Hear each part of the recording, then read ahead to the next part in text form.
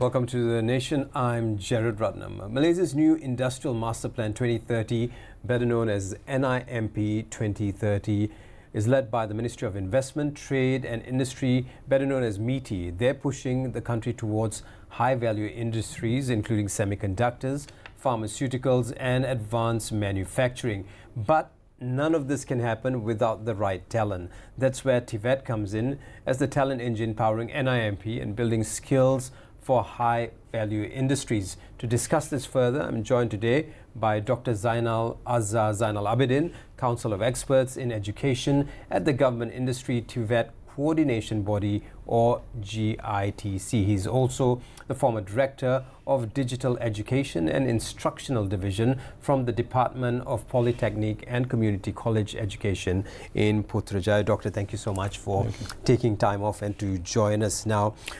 There's a lot to discuss, but I think the first place we want to begin is setting the context for NIMP 2030 and talent. Now, Malaysia's new Industrial Master Plan 2030, or NIMP, sets out the roadmap, and this is to transform the country into a high-value, technology-driven and sustainable manufacturing economy, with talent development positioned as a central pillar of this transition.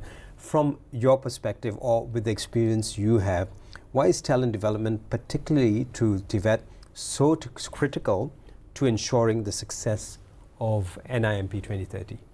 Hello, Gerard. Nice to have you be back here again. I think it was about 1 year ago that I was here. Right? We were also talking about Tvet, and now here we are again talking about Tvet. And this time it's with a different twist. We have got NIMP, as you have said, coming up with the master plan. MITI has done a tremendous job, I would say, for the past few years with the IMPs, trying to make sure that our industries are placed in the right order, right place, right pecking order, so that our country can move up, be more valuable, more competitive in local. Since when did when was the focus on Tvet, or when did it begin for MITI, this journey for MITI? From what I have read so far, the word Tvet has only cropped up in NIMP. Before that, it was all about talent, having the right talent. So again, as I said, with NIMP, they have put Tvet in as specifically as an enabler, so that Tvet can help our industries to move up the value chain. But then the story doesn't end there, and I don't expect MITI to be the one who is to answer this. The question is, when we talk about Tvet, people are still confused what Tvet is, right? Okay, let's set that straight. Okay, yep. All right. We understand the Malaysian scenario. There are 11 ministries doing Tvet at the federal level. At the state level, every state has got their own Tvet initiative going on. So we have got federal, we have got state, and we have got at the industries level doing Tvet programs as well. And then we have got at the NGOs also doing the Tvet programs as well. So we have got 4 layers of organizations who are involved in Tvet, right? But mainly they are doing these 3 things. They are either doing the core Tvet, which is strictly hands-on. So this is where most people address Tvet. When I say Tvet, they say, oh, plumber, bricklayer, or mechanic. You know, these are the core Tvet people who do work based on a routine job, and they can learn it very fast and they can work very fast. The second type of Tvet, this is what is extremely needed by NIMP. This is what we have to tell MITI, that the second level has got a mix of theory and practical, in such a way that graduates that come out from this layer, let's call them integrated Tvet, right? Graduates that come out from this layer has the capacity to organize and manage technicians within their groups of people, right, in the factory. And they have the right amount of knowledge and theory to help them to do so. So these are the 2 types of Tvet so far. The third one, we can call them advanced Tvet, is totally within the universities. So we've got the M-Tones, who are supposed to handle Tvet, where into the field of research, innovation, and so on and so forth. So all these 3 are needed in separate percentages for a nation to move up the value chain, especially if we aspire to become a high-income nation. So we have got to understand that first. And that message has got to be clear so that whatever MITI does from now, right, they're addressing these three. They're making sure that the supply side is fully functioning and churning out TVET graduates in the right capacity, in the right order.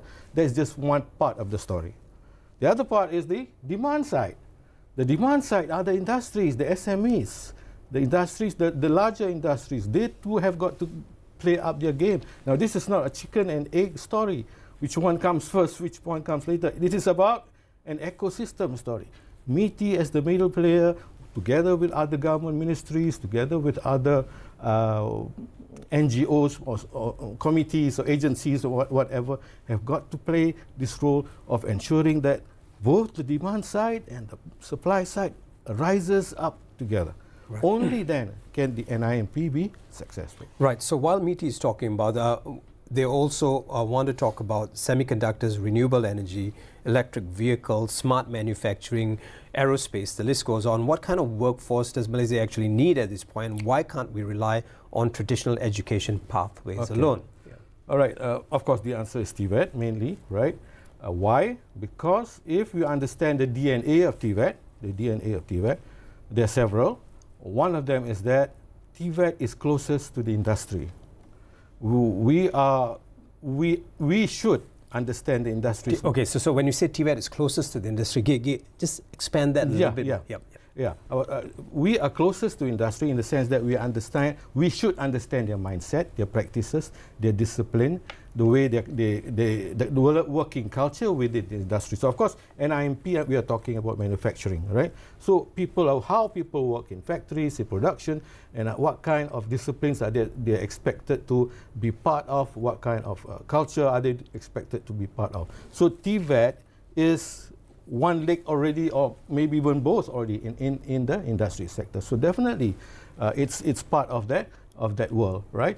You're asking what about the other? What was your question? Different from the other side. I'm assuming that's the academic side. Right. Right. Now, I'm not here to say that the academic side is not able to help out with the NIP. No, they have got, as I said, in the three categories. The advanced Tvet happens in the universities.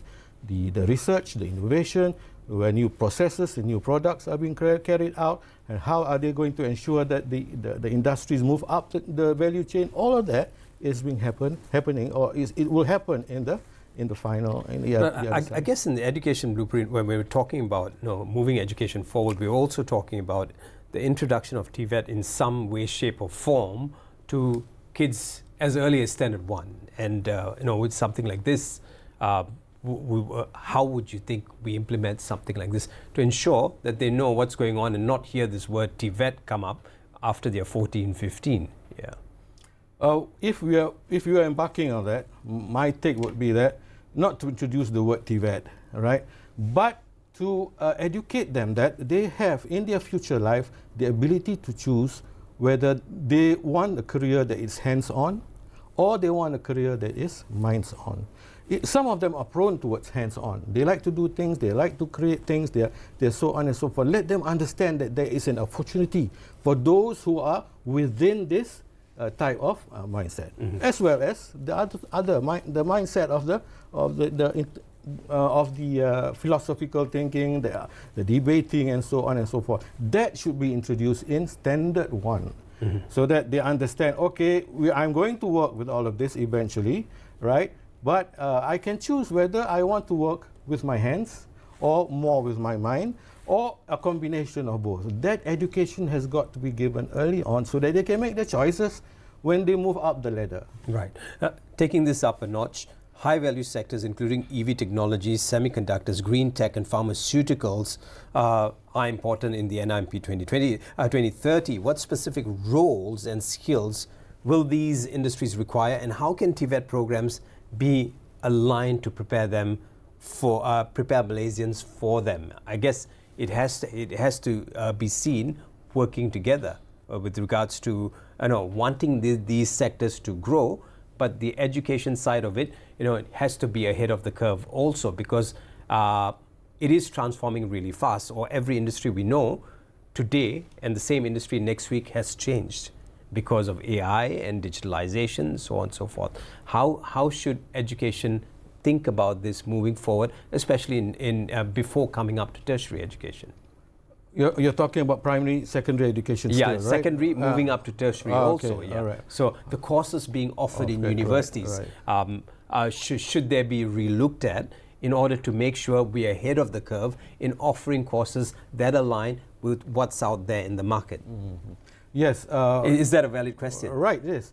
I mean, if we want to embed this Tvet thinking within the education system, we tackle standard 1 and moving up higher.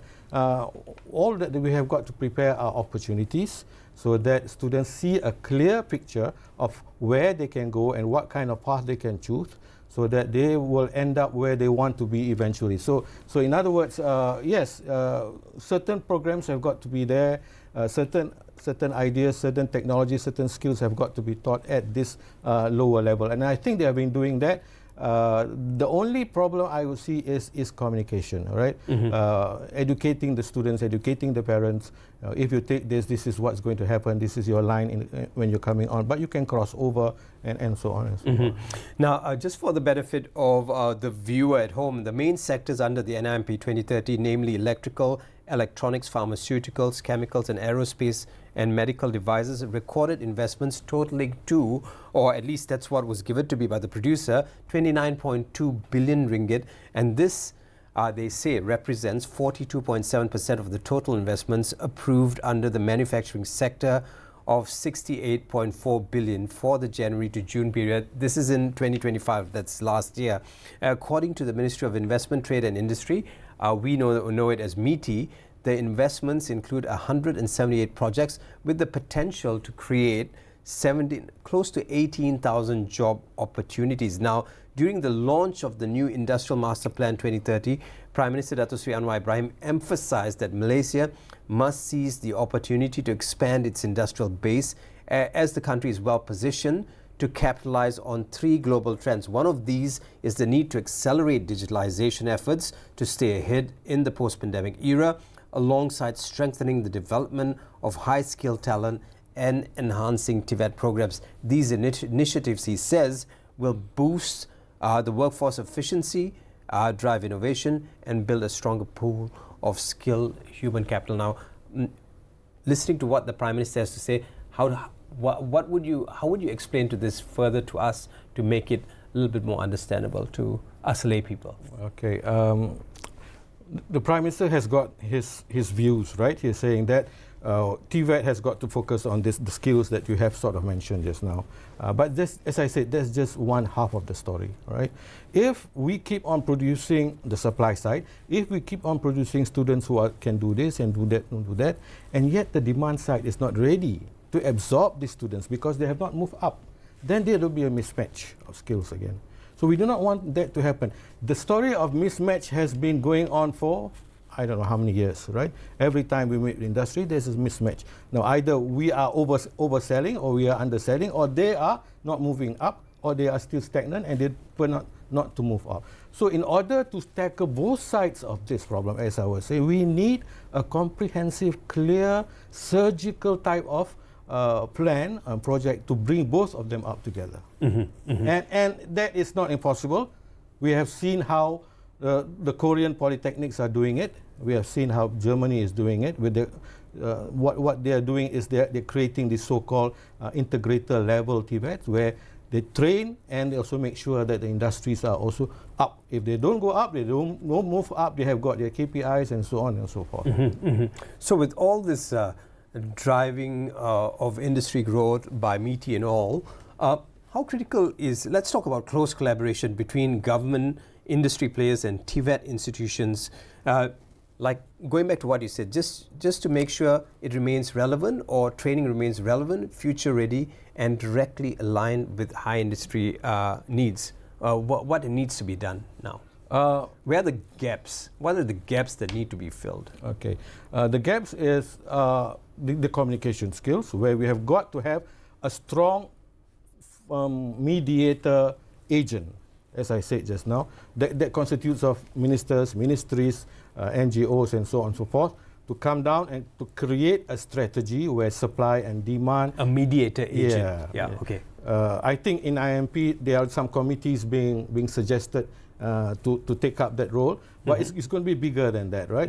What they're supposed to do is maybe select a few supply side, create some anchor firms. Anchor firms are firms that are willing to go up the value chain. At the same time, they are also willing to bring the SMEs together with them. That whole value chain and is very important. If not, we'll be oversupplying, we'll be undersupplying, and we don't see the economic the country moving up economically. Remember, in Malaysia, our Tvet focus for the time being is mainly social opportunity. If you understand that. No, I don't. Social opportunity means we give you the skills to survive. Either you want to go become a barber, or that's about it, right? And we hope, wishful thinking, that with these skills, the nation, the factories will absorb you and move up. That has been our way of treating Tvet, right? Now we have got to move not away from that, but in concurrent with that, where we have to use Tvet as an economic vehicle, where we have to make sure that the right supply chain. So going back to what you said earlier, it is like let's train all these people and hope for the best. Yeah, that was the first one. Yeah. So it shouldn't be that. It shouldn't be okay, that. Okay, what's this vehicle you're talking about? So the second one is let's train them, but we have to make sure that they can enter into these firms, or the anchor firms that we call them, who are willing to absorb, who are willing to move up the value chain, because the mediators have given them lots of some KPIs, some grants, some assistance, so on and so forth. They are going to accept it, right? You have to accept these people, move in, and together they grow. Only then will this kind of students get wages that they deserve. If not, we are forcing wages on them that from companies or industries who can't afford to pay because of the way they are stagnated at that value chain. So we need this vehicle known as a economic vehicle, for Tvet. Right. Yeah. Now Tvet and STEM. Let's move into future career pathways. Tvet and STEM are no longer second choices. They're apparently smart choices. Yet there's still a perception that Tvet is second class, and this has been ongoing from the time I was a teenager back in the 80s.